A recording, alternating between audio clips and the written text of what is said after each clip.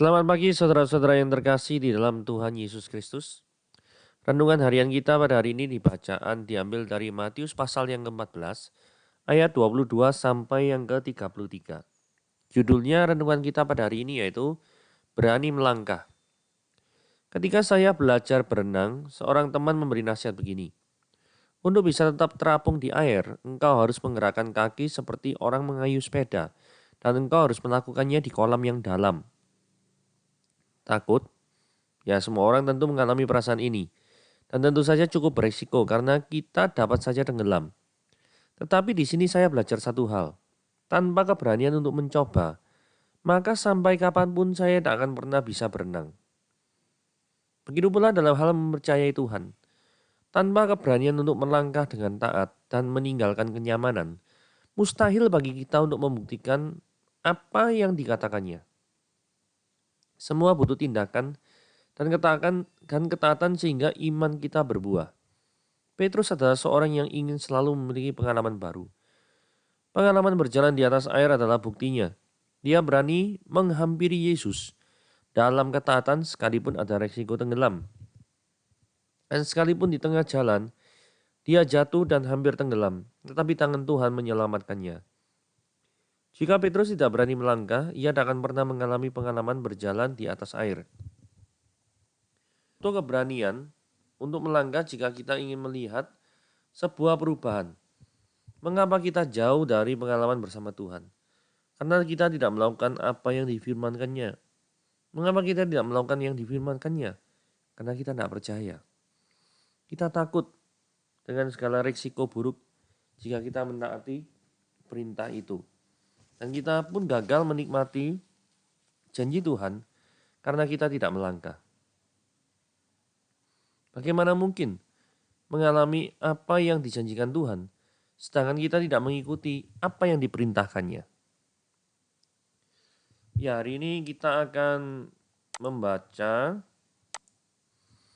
Matius 14 ayat 22 sampai 33. Sesudah itu Yesus segera memerintahkan murid-muridnya naik ke perahu dan mendahulunya ke seberang. Sementara itu dia menyuruh orang banyak pulang. Dan setelah orang banyak itu disuruhnya pulang, Yesus naik ke atas bukit untuk berdoa seorang diri. Ketika hari sudah malam, dia sendirian di situ. Perahu murid-muridnya sudah berapa mil jauhnya dari pantai dan diombang-ambingkan gelombang karena angin sakal. Kira-kira jam 3 malam datanglah Yesus kepada mereka berjalan di atas air. Ketika murid-muridnya melihat dia berjalan di atas air, mereka terkejut dan berseru, "Itu hantu!" Lalu berteriak-teriak karena takut. Tetapi segera Yesus berkata kepada mereka, "Tenanglah, aku ini, jangan takut." Lalu Petrus berseru dan menjawab dia, "Tuhan, apabila engkau itu, suruhlah aku datang kepadamu berjalan di atas air." Kata Yesus, "Datanglah." Maka Petrus pun turun dari perahu dan berjalan di atas air mendapatkan Yesus. Tetapi ketika dirasakan tiupan angin, takutlah dia dan mulai tenggelam lalu berteriak, "Tuhan, tolonglah aku." Segera Yesus mengulurkan tangannya, memegang dia dan berkata, "Hai orang yang kurang percaya, mengapa engkau bimbang?" Lalu mereka naik ke perahu dan angin pun redalah. Dan orang-orang yang ada di perahu itu menyembah dia, katanya, "Sesungguhnya engkau adalah anak Allah." Nah, saya akan bercerita tentang film yang berjudul Devil All the Time. Nah, Devil All the Time ini settingannya itu adalah perang dunia yang kedua, ya, after perang dunia yang kedua. Dan menuju ke perang Vietnam tahun 1965. Jadi ini kira ya tahun 1950-an lah, 40-50-an. Nah, dikisahkan ada seorang yang bernama Willard. Willard ini ada sebelah kiri ini ya. Dia tuh jatuh cinta ada seorang yang bernama Charlotte. Nah, Willard dan Charlotte ini bertemu dan singkat cerita mereka menikah dan punya seorang anak yang bernama Arvin. Nah, Willard ini berasal dari keluarga yang sangat religius. Jadi dia tuh berdoa senantiasa. Dan pada suatu saat Charlotte, istrinya, ini sakit keras. Kenapa yang dilakukan oleh Willard? Dia mendirikan daripada semacam tempat doa gitu ya. Jadi ada salib besar yang seperti ini ya, ada salib besar yang sebelah kanan ini. Dan selalu mengajak anaknya itu untuk berdoa. Jadi berdoa, berseru keras-keras gitu ya. Nah, kemudian yang terjadi, istrinya Charlotte yang sakit itu tidak kunjung sembuh. Bahkan dia tuh marah sama anaknya karena dia menilai anaknya itu main-main di dalam berdoa. Bahkan sempat sampai memukulnya. Itu yang dilakukan oleh Willard ini. Kemudian ada hal yang dilakukan yang lebih gila lagi menurut saya, yaitu anjing kesayangan daripada Arvin, anaknya sendiri, itu dibunuh dengan alasan untuk sebagai persembahan kepada Tuhan. Sehingga dengan pembunuhan anjing itu sebagai korban menunjukkan kesungguhan hati, dia itu sungguh-sungguh mau berdoa kepada Tuhan. Seperti itu yang dilakukan oleh Willard. Anaknya langsung nangis setengah mati melihat anjing kesayangannya dibunuh. Singkat cerita, Charlotte tetap meninggal dunia. Dan di sebelah kanan kita lihat itu adalah gambar pemakaman ketika Willard dan Arvin menghadiri pemakaman Charlotte. Dan tidak lama setelah itu, di hari yang sama, di hari pemakaman, si Willard pergi lagi ke tempat doa itu, ke salib yang besar itu. Dan apa yang dilakukan di sana?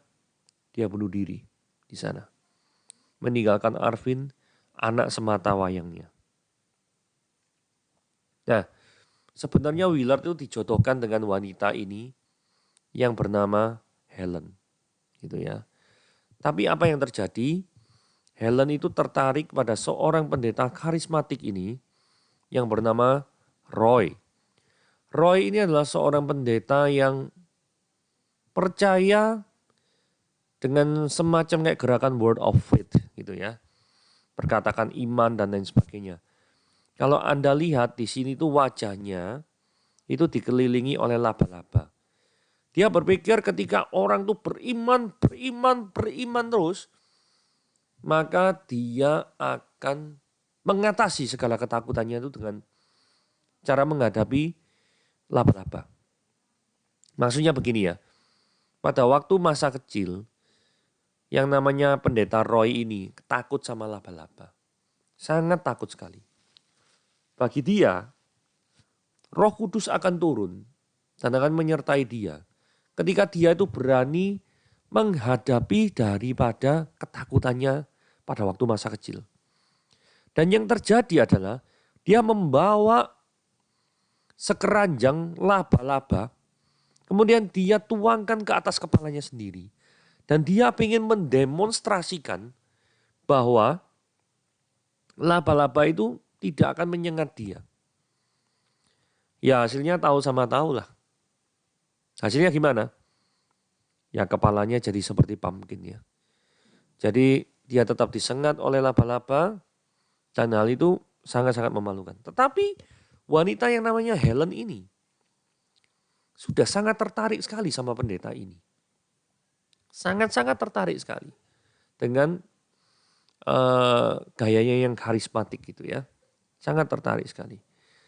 Dan singkat cerita mereka berdua itu menikah. Tetapi pendeta ini sangat-sangat menjunjung tinggi gerakan kayak word of faith ini ya. Kata-kata iman, harus beriman. Kalau tidak beriman, perkatakan maka tidak akan terjadi. Dan dia melakukan hal yang menurut saya gila. Kenapa? Suatu saat pendeta ini ngajak istrinya sendiri itu jalan-jalan di tengah hutan. Kemudian yang terjadi adalah dia membawa obeng dan istrinya sendiri ini lehernya ditusuk sama obeng sehingga meninggal. Dan setelah istrinya meninggal, dia berteriak-teriak keras dan mengatakan, "Bangkit, engkau harus bangkit, bangkit. Dengan kuasa Tuhan engkau bangkit." Pendeta ini gila Gila, sungguhan gila nih. Jadi itulah yang terjadi. Jadi pendeta ini sangat-sangat melenceng dari ajaran kekristenan yang benar. Tapi itulah yang terjadi yang digambarkan oleh film ini. Gitu ya. Dan suatu saat pendeta ini saking frustrasinya pulang dengan menumpang hitchhike. Hitchhike itu adalah hitchhiker. Jadi dia jadi hitchhiker gitu ya. Numpang ketemu sama dua orang ini. Namanya Carl and Sandy. Nah, Carl and Sandy itu kelihatan kesannya pertama kali adalah baik, luar biasa. Dan Carl ini kemudian berhenti di suatu tempat. Berhenti di suatu tempat. Sedangkan siapa ini namanya, pendeta Roy yang nunut di belakangnya, numpang di belakangnya, di mobilnya kemudian turun dan lihat, loh itu kok ada disuruh foto sama istrinya, sedangkan istrinya sudah dalam posisi semi telanjang, pengen dijak foto-foto gitu. Loh, yang nyuruh suaminya sendiri, yaitu Carl ini. Jadi Roy ini disuruh foto sama Sandy, seperti itu. Nah, ya tentunya dia, walaupun dia pendeta gila ya, dia ngomong, saya tidak mau melakukan hal itu. Nah, justru dalam hal ini dia benar ya, tidak mau foto-foto sama istri orang lain, apalagi dalam kondisi setengah telanjang. Nah, kemudian karena ketidakmauannya, maka si pendeta Roy ini dibunuh oleh Carl. Jadi memang dua orang ini adalah pembunuh berantai ya, yang memang sengaja mencari mangsa di tengah jalan.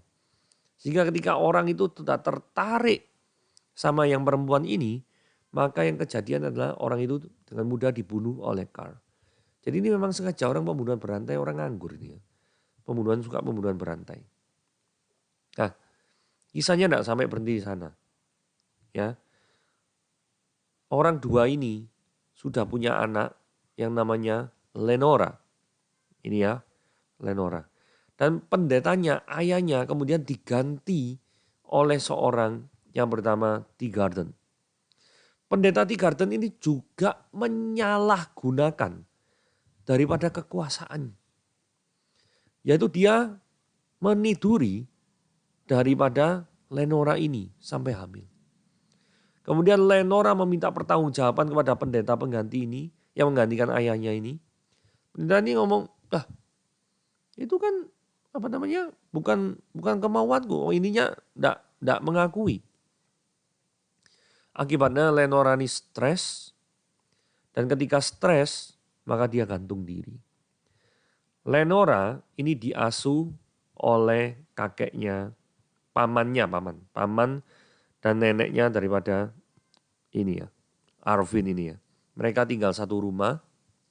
Arvin ini kemudian marah dan membawa pistol Luger milik ayahnya yang bunuh diri itu.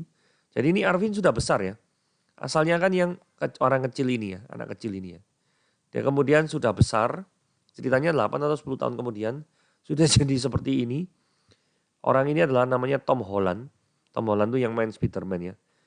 Dan dia dengan sengaja membunuh daripada pendeta mesum ini. Jadi dia yang sebelumnya bukan pembunuh, saking marahnya, yaitu anggapannya teman semasa kecilnya ini dibunuh,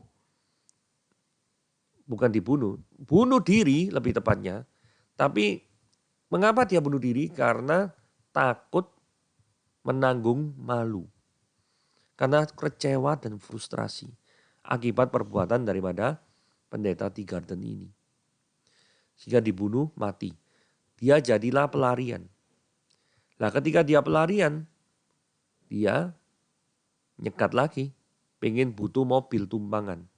Ketemulah sama dua orang ini. Dua orang ini adalah orang yang membunuh daripada papanya ini. Jadi ceritanya berputar ya. Nah apakah Tom Holland meninggal atau tidak? Saksikan saja dalam film Devil All the Time. Nah pertanyaannya gini.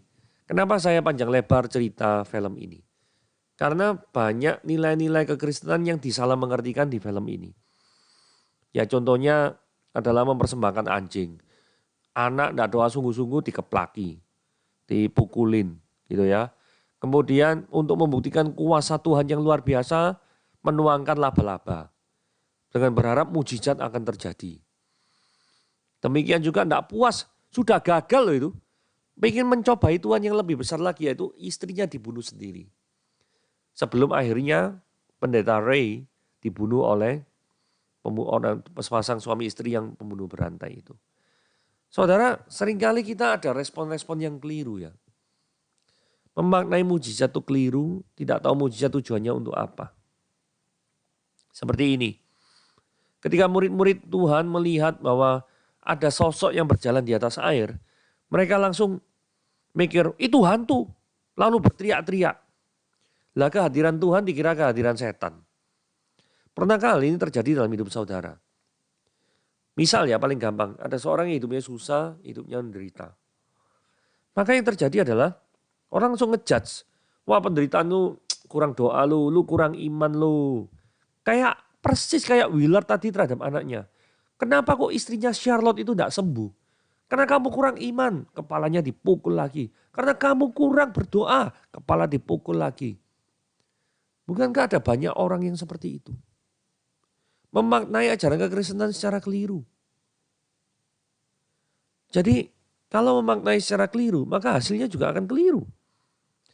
Jadi bukan setiap penderitaan, Ayub itu contohnya, penderitaannya bertubi-tubi. Tapi bukan dari dirinya sendiri yang salah. Bukan. Memang penderitaan Ayub itu adalah gara-gara setan. Tapi bukan karena Ayub itu berdosa. Terus kemudian Tuhan izinkan setan untuk menghukumnya. Bukan. Ayub itu adalah orang yang taat. Dan justru karena ketaatannya dia diuji oleh Tuhan. Ya. Pengenalan akan Tuhan. Langsung Yesus clarify. Atau lebih tepatnya declare himself. Tenanglah aku ini, jangan takut. Jadi Yesus menyatakan dirinya, dia itu adalah Allah yang mampu mengatasi segala macam hukum. Hukum gravitasi dia atasi. Karena dia adalah pencipta langit dan bumi. Kalau hukum gravitasi dia atasi, dia tidak mungkin terikat atau tunduk pada hukum itu. Nah sekarang pertanyaannya gini. Bagaimana saudara tahu bahwa kejadian yang menimpa kehidupan saudara itu sebenarnya berasal daripada Tuhan? Bagaimana saudara tahu akan hal itu?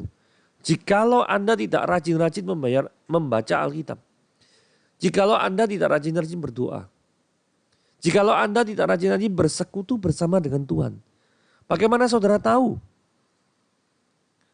Petrus tahu itu Tuhan. Karena karena Yesusnya menyatakan dirinya.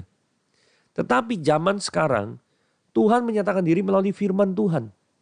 Seberapa sering Anda membaca firman Tuhan, merindukannya, bertemu dengan dia melalui firman-Nya. Seberapa sering hal itu berlaku. Nah Petrus kemudian bertanya, Tuhan apabila engkau itu, suruhlah aku datang kepadamu dan berjalan di atas air. Ini berani ya. Ini ngomong seperti ini butuh iman ya. Karena kalau kita tuh ragu-ragu sekali ya. Kalau misalkan dia menipu bagaimana? Nah kan gitu kan ya. Tapi Petrus tidak loh. Dalam hal ini patut dianjungi jempol keberanian. Yesus bilang, datanglah. Petrus turun dari perahu dan berjalan di atas air mendapatkan Yesus. Jadi keberanian Petrus itu apa? Dia tuh ingin merasakan fenomena mujizat supranatural yang ditunjukkan oleh Yesus Kristus. Dia tuh ingin melakukan hal yang seperti itu. Jadi ingin terlibat di dalam peristiwa supranatural bersama dengan Tuhannya. Tetapi Petrus yang berani sekelebat sebentar saja juga menjadi Petrus yang ragu.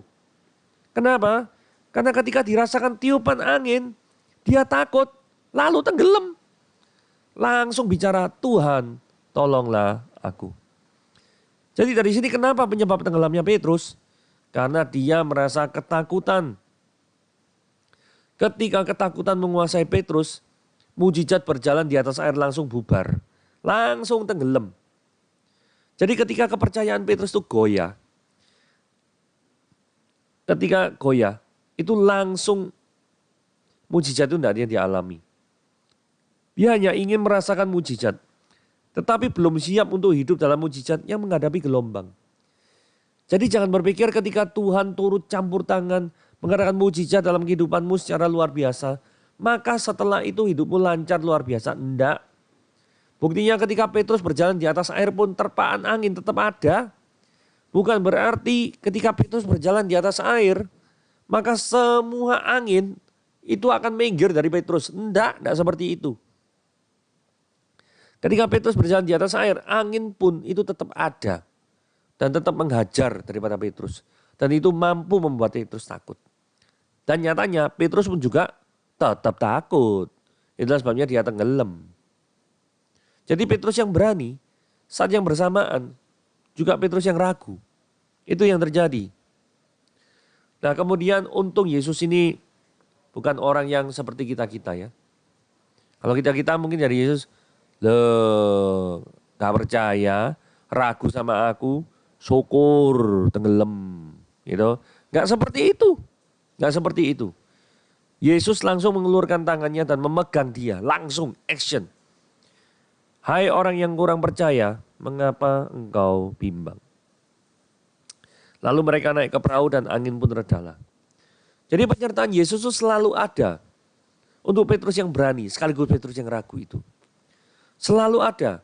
Karena Yesus tahu. Petrus memang belum sepenuhnya untuk mengenal dia. Yang disorot di sini adalah, hai orang yang percaya, orang yang kurang percaya.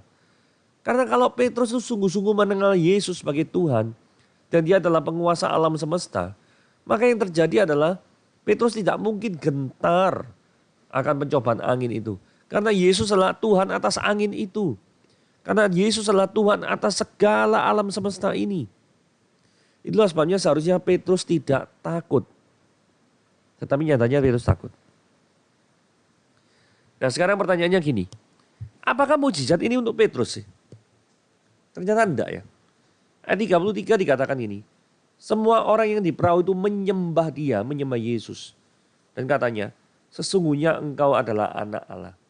Jadi sebenarnya mujizat ini dilakukan semata-mata untuk menunjukkan bahwa Yesus adalah Tuhan. Yesus adalah anak Allah. Anak Allah apakah sama dengan Allah? Sama. Kok bisa tahu? Ya Yohanes 5 ayat 18 tulisan yang merah itu dikatakan ini. Tetapi juga karena dia mengatakan bahwa Allah adalah Bapanya sendiri, dengan demikian menyamakan dirinya dengan Allah. Jadi anak Allah itu sama dengan Allah. Gitu ya. Jadi sebenarnya mujizat ini ada itu untuk apa sih? Apakah untuk hidup Petrus? Bukan.